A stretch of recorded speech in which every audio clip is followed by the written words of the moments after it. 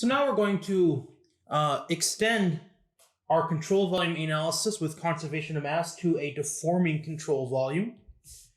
And we'll find it in many cases that it is sometimes easier to use a deforming control volume rather than a stationary control volume like we used earlier. And an example of such a case are filling type problems. So you could consider we have a syringe, we have some fluid inside of the syringe, and they're going to stick it into the person's arm and inject some, inject a vaccine or something like that. You apply a force to the plunger, and you wish to know the flow rate of the medicine outside of the needle, which is right here. So in this case, it is most natural to draw the control volume around the liquid itself, but this control volume is going to change in size as the plunger or the piston keeps moving down. And so here, it is natural to use a control volume that follows this inner surface of the plunger. And I'm not going to go through the detailed derivation of that, but you can essentially repeat the analysis that I did in a previous video to derive the RTT, and the result is that we wind up with, for conservation of mass, that we wind up, or for basically anything, we wind up with that partial eta partial rho, or not that partial t of eta rho in the control volume, plus the integral of eta rho times this vxyz dA is equal to 0. And what's this vxyz? Well, it's a strange notation that the book uses, but vxyz is the relative velocity between the fluid and the control surface. Okay, and so you could imagine that since in general our control volume is deforming, we have our control surface right here, and so the control surface itself can be moving, so that would be the velocity of the control surface, and we could still have we could still have fluid flowing through it. Okay, and so basically vxyz is just the relative velocity between the fluid and the velocity of the control surface.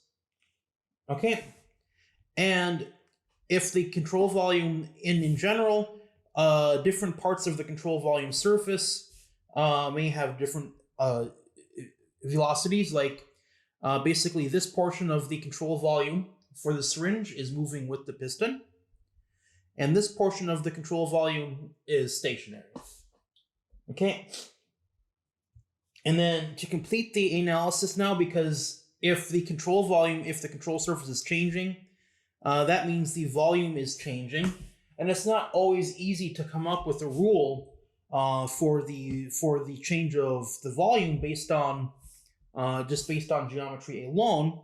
So you also need a relation for the volume of the control volume, and I'm not going to go through how I got this, but but really you could say that the change of volume in the control volume is equal to the surface integral of the velocity of the control surface. Okay. And now note, this is for a non-accelerating control volume, and that will make a difference for conservation of momentum. Okay, and so in general, if you have a deforming control volume, you need to use this form of the Reynolds transport theorem along with this to describe the change of volume of the control volume. And so I'll give an example of how we do that. So example, here we have our syringe. So we have a syringe with some green medicine here. We want the volumetric flow rate coming out of the needle to be 300 cubic millimeters per second. And the question is that if the piston area is 500 millimeters squared, how fast do we have to move the plunger to create this volumetric flow rate? Okay, and so that's essentially what the problem is. And so yeah, it's to find the plunger velocity needed to produce volumetric flow rate V dot out of the needle.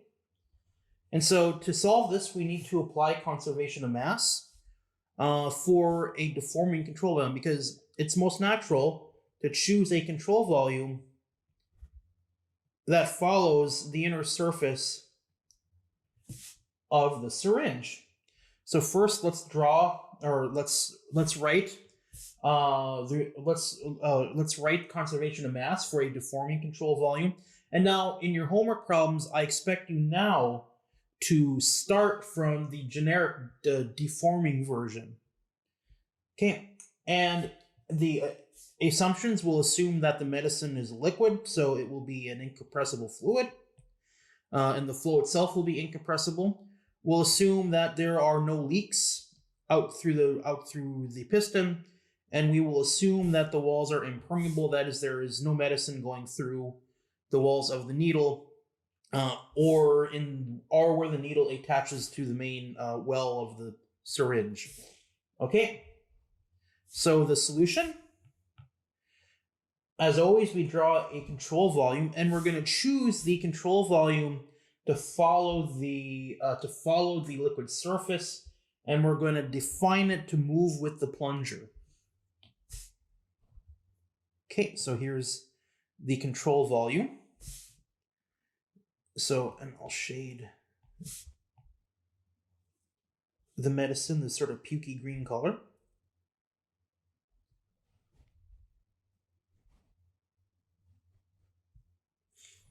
Okay, so now we have the syringe, define the control volume to lie here. Okay, and we follow our rule where we walk around the control surface in a counterclockwise fashion. And at the exit of the needle, n hat points in the I hat direction. And at the exit of the needle, we have some V1 is equal to the velocity magnitude at station 1 times I hat. So as I mentioned before, when I solve these problems, I like to walk around them and come up with, and then basically number the various stations. So the exit of the fluid out of the needle is station 1. Station 2 is the plunger surface, and station 3 are the walls of the syringe.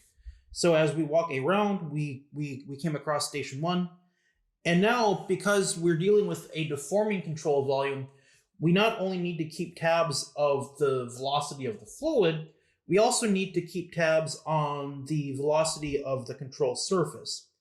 And this control surface here is not moving. It is equal to 0. Okay? And we walk around. Here, these surfaces here are all the impermeable wall. We don't need to really keep track of anything. And this surface here, that is surface 2, that is the plunger. And this surface is moving to the right at the velocity of the plunger. So the velocity of this control surface is equal to the piston velocity in the I hat direction. And again, if we are walking around counterclockwise, on this side, that means n hat points to the left. So n hat 2 is in the minus n hat direction. And so we have our, the only velocity that I don't have defined is v2, and I'll define that later on. Okay, so we have, we've done most of our bookkeeping. Now we just apply conservation of mass and walk around this control volume and then basically form the surface integral. Okay. so conservation of mass. So with conservation of mass, that means that eta is equal to 1. And we apply our generic form of conservation of mass. So here it is. So this is the version of conservation of mass for a deforming control volume, where we have the accumulation of mass in the control volume plus the net amount of mass leaving through the control surface is equal to 0. So first, we're going to assume that density is constant, which means that we can take the density and then yank it out of the integral. Again, in your homework, I expect you to start from here. And starting from now, I expect you to start from here for conservation of mass, even if the control volume is not deforming. It is easier to take this expression here and simplify it to the non-deforming version than it is to remember which one you have to use. So I'm of the opinion that you always use the most general one that you can, and then simplify it to the version that you actually need for a given problem. Okay? So we can pull out the density, then we'll have a density multiplying everything on the outside, and as before, the density multiplies both terms, and the right-hand side is equal to 0, so the densities cancel out. Then we have the time derivative of the integral of the volume in the control volume, dv, which is just v. So this is just the time rate change of volume in the syringe, plus the surface integral of the relative velocity dot n hat dA is equal to 0. Okay, so this implies that the time rate change of volume plus the surface integral is equal to 0, and we need a relationship for this time rate change of volume and the surface integral. Okay, so we will work with these in turn. So first, I will work with the surface integral, and remember that the circle here means that the surface must be completely enclosed.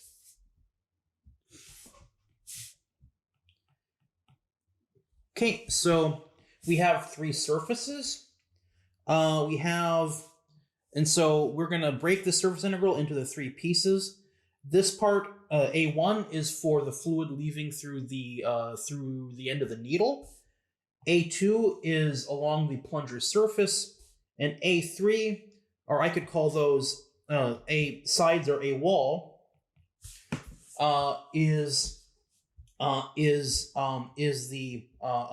the walls of the needle and the sort of chamber of the syringe, and we're assuming impermeable walls, so this goes to 0.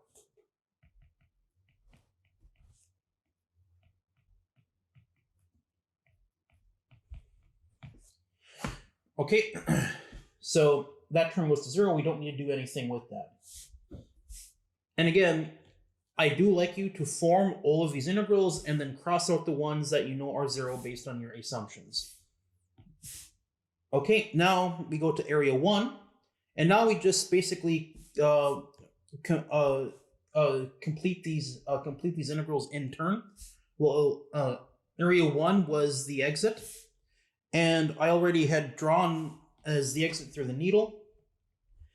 So we had n hat 1 equals I hat, v1 equals sum v1 I hat, and VCS 1 equals 0. Okay, and so we have n hat 1 points to the right, which is in this direction. Then we have v1 is equal to v1, the velocity magnitude at station 1 I hat. We don't know what that is. It turns out we don't need to know what that is for this problem. And now we need to keep tabs on the velocity of the control surface. Well, this is stationary. Oops.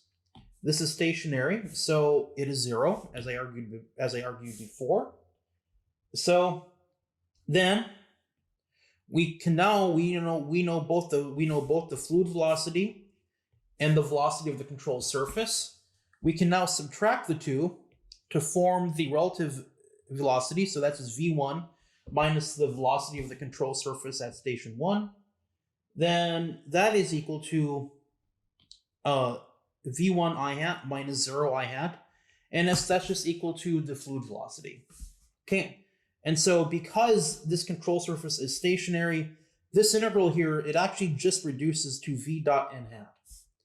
And so that's why I like you to start from this very general form of conservation of mass for problems, is because if the control surface is stationary, it reduces to the stationary version, as long as you do your math correctly. Okay, then we know we know the relative velocity, and we know I hat. Now we can go and take the dot product with respect to n hat 1. So that's just v1 I hat dot I hat, and I hat dot I hat is just 1, so we just wind up with v1. Okay, so now we can form this integral here, and that equals v1, and we just substitute in our result for v1 dot n hat, which is just v1. That's the integral of v1 dA1, and we're assuming uniform flow out through the nozzle, so I should add that here, uniform flow.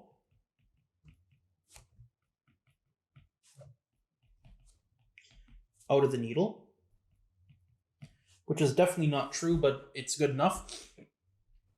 And so, and when you're working through problems, always it's never a bad idea to leave some space for additional assumptions, because you never know if you need to make another additional assumption as you keep working through the problem.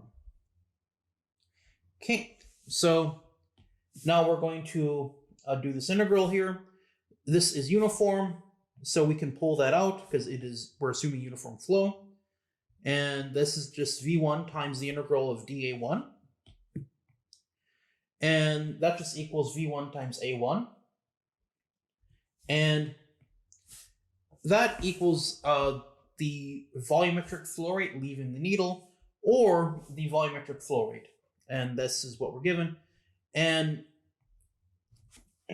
this here is just volumetric flow rate. Notice that this here, notice that this here is just the volumetric flow rate. Just the simple definition of it. In general, this is the volumetric flow rate leaving the control surface, and you can just recognize that. Okay, so now we have this integral completed. Now we need to do the integral along the plunger. Okay, so area 2, we have n hat points to the right, because again, this surface here is the plunger, and n hat 2 points to the right. That equals minus I hat. Okay, and we're defining this control surface to move with the velocity of the plunger.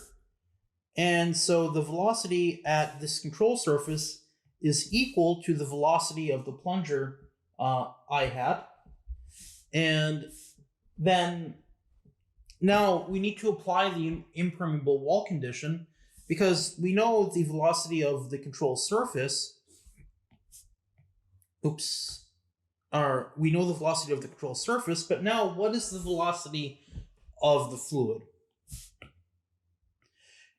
And we are applying impermeable walls, and what that means is that as we push the plunger forward, fluid is not going out through the is not exiting out backwards through the plunger. Okay, so that means that the plunger is also impermeable and fluid is not going through it. And if fluid is not going through it, then what we need is the fluid. Basically, what that means is that the fluid at the location of the plunger is also moving exactly with the plunger. Okay, and so this means that the fluid velocity here and the velocity of the control surface are both the velocity of the piston, because the fluid can't flow out backwards through it, and it can't come in because there's a piston blocking there's a piston blocking any fluid coming in from the outside. That means the fluid velocity here is just the piston velocity, or the plunger velocity. So the V2 is just this equal to the velocity of the control surface. Okay. Then the relative velocity dot n hat is just V2 minus VCS2 dot n hat 2. And this equals V2, which is the plunger velocity, I hat, minus the velocity of the control surface, which is also the same, plunger velocity, so this equals to 0. And since this is equal to 0, we don't really need to do anything more with this. We don't need to do anything more with this integral. It is just the integral of 0. And so we have now formed the entire surface integral here. So we know this piece, and we assume impermeable walls, so we know that piece is also equal to 0. Okay, so then we can put this all together. To find that the surface integral of of the relative velocity dot n hat dA is equal to V dot through the needle plus 0, and that just equals to the volumetric flow rate. Okay, leaving out through the needle. Okay, so we formed the surface integral. Now we need a relation for the time rate change of volume of the syringe. Okay, so we need that. Well, we can apply our generic equation, and this generic equation reads that the time rate change of volume of the control volume is equal to the integral of the velocity of the control surface dotted with n hat dA. Okay, so now we then basically form this. We now basically work with this, and this implies that dV dt is equal to the surface integral. And as we've done with the surface integrals for finding the total mass flow through a surface,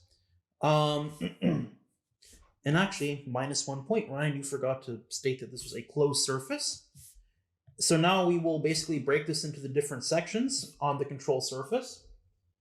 And so we have the control surface through the needle, and we know that that the velocity of this control surface is 0.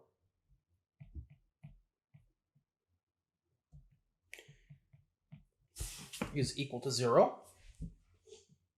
Okay, and the walls of the syringe are stationary. So stationary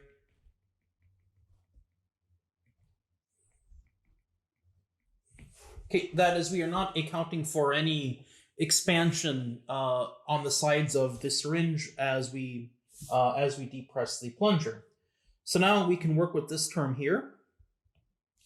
And we know that the velocity of the control surface at 2 is equal to the plunger velocity times I hat, which is right here. And n hat is just minus I hat.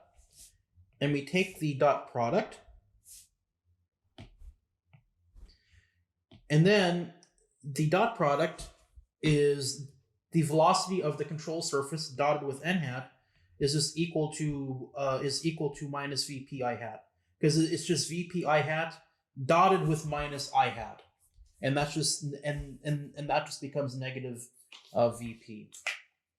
Okay, so now this integral here, this piece here, going to just work with that independently. That becomes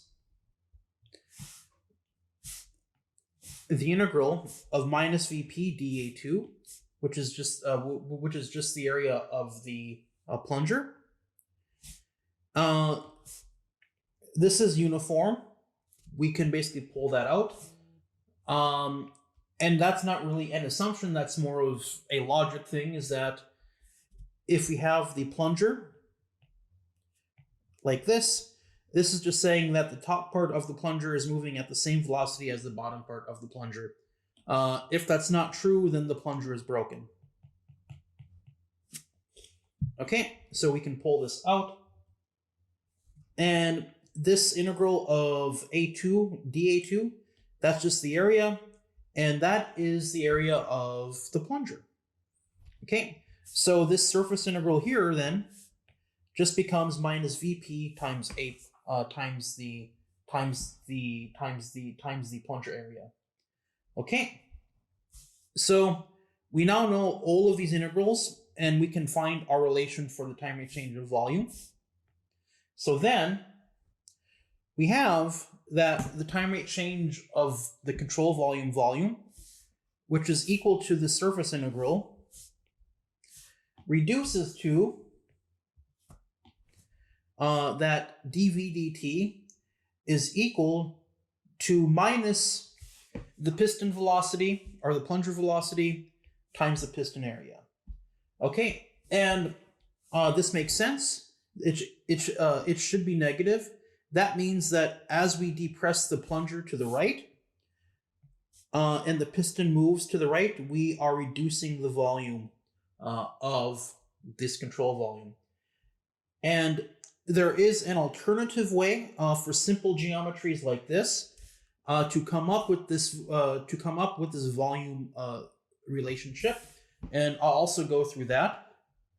In the alternative method, because this case is I'm making air quotations simple, which it's not. This is your first time seeing something like this, so it's probably not the easiest thing in the world. But we can draw just a little picture of this and define the volume of the fluid in this region here. And just note that this piston area here is AP, and the velocity of this wall here is moving this way at velocity VP, and the distance between this wall here and this wall here is some length L. Okay, and it should really draw the control volume.